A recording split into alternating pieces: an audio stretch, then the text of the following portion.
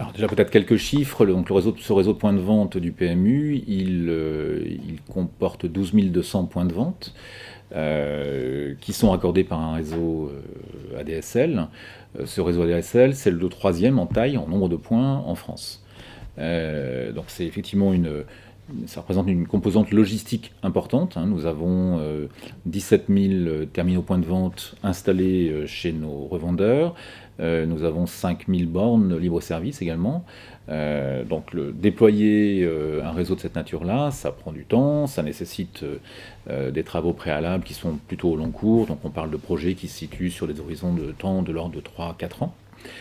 Dans le cadre de notre plan stratégique PMU 2020, nous avons des ambitions autour de ce réseau de points de vente et nous allons investir des sommes extrêmement conséquentes. Mais on va aussi travailler sur des approches un peu différentes. Donc, notamment autour de mots-clés qu'on emploie chez nous, autour de l'innovation et l'expérimentation. Dans les façons traditionnelles que l'on avait jusqu'à présent de travailler en matière d'équipement sur ce réseau, on était dans un cycle donc, de 3 à 4 ans, consistant à spécifier, faire fabriquer, tester, puis déployer.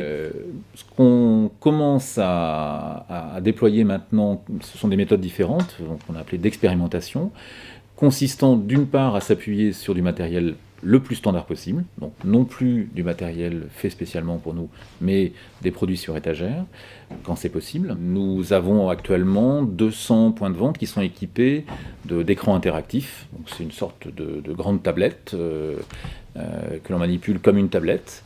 Donc on en a 200 qui sont actuellement installés, on a commencé par 10.